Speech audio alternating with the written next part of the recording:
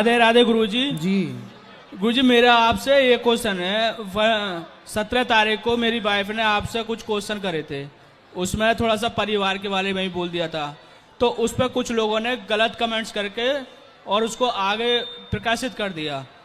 तो मेरा कहना यह है कि जो गलत कमेंट्स बाजी कर रहे हैं तो आप थोड़ा सा उनके लिए कुछ कहें।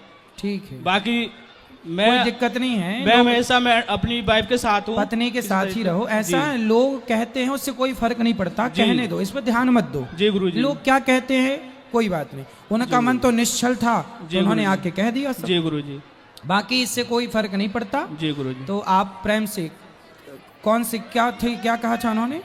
वही मतलब परिवार के बारे में कह दिया था, उसके आपने तो एक समझाने के उस पर्पज से कहा था, उनको समझाया था, कोई दिक्कत बहन के नाते, पर उनको गलत ठीक है, ठीक कमेंट्स वगैरह आप परेशान ना होइए, ये कमेंट चलती रहती हैं, बिल्कुल निश्चिंत होकर आप पत्नी के संग रहो बस। ठीक है गुरुजी, राधे राधे, खुश रहिए।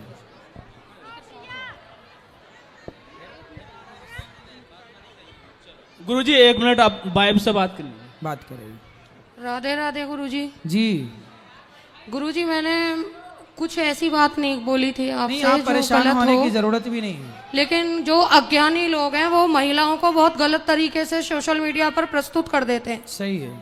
और मैं अपनी भी गलती स्वीकार करती हूँ, थोड़ी सी व्यक्तिगत बात मैंने कर ली थी, परंतु जो आपने मेरे लिए अच्छी बात बोली वो वायरल नहीं हुई।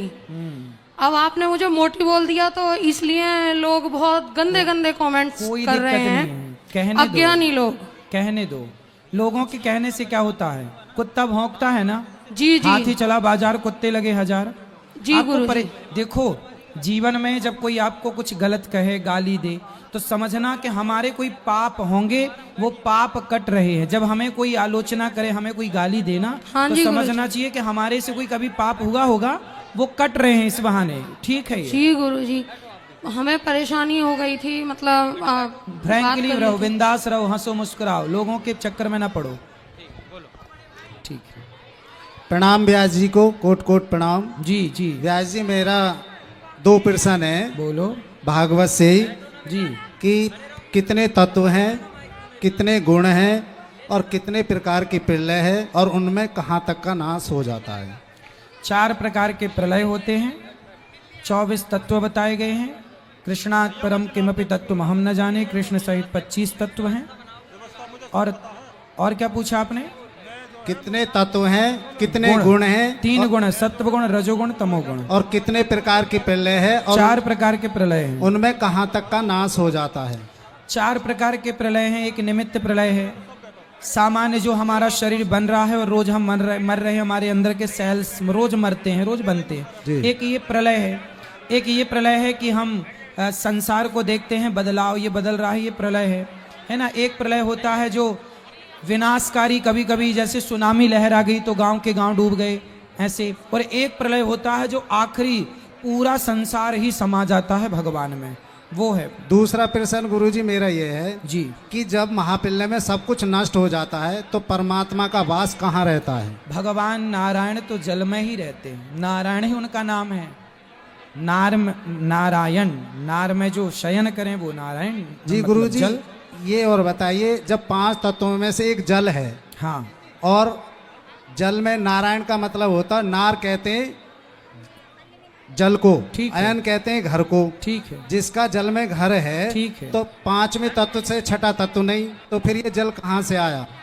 भगवान देखो सृष्टि जब करते हैं तो भगवान के संकल्प से सृष्टि प्रकट होती है जी, और संकल्प करते ही संहार होता है। देखो पृथ्वी डूब जाती है, बात सत्य है, लेकिन 5 तत्व रहते हैं जी। कहाँ रहते हैं? जैसे मकड़ी का जाल, मकड़ी से निकलता है जी, और वह जाल मकड़ी के भीतर चला जाता, मकड़ी खा जाती है। उसी तरह ये संसार भगवान से प्रकट हुआ और भगवान में लीन हो गया जी, तो ये भगवान में समा जाता है। तो 5 तत्व भगवान में रहते हैं। गुरुजी, मैंने बाहर थोड़ी में व्यास जी आप द्वारा ही सुनाया, कथा में मैं सुन रहा हूँ लाइव। जी जी, उसमें कहा जाता है ब्रह्म सत्यम जगत मिथ्यम। ठीक है, कि परमात्मा सत्य है और संसार झूठा है। बिल्कुल। तो फिर इस संसार में परमात्मा कैसे आ गया? देखो झूठा कैसे है संसार, इसलिए क्योंकि परिवर्तनशील है। आज आप बचपन की फोटो देखो अपनी, तो बचपन की फोटो कुछ और थी, जी। आज आपकी फोटो कुछ और, तो आप में ही तो परिवर्तन है ना। ऐसे संसार में परिवर्तन, पेड़ पौधे बदल रहे हैं,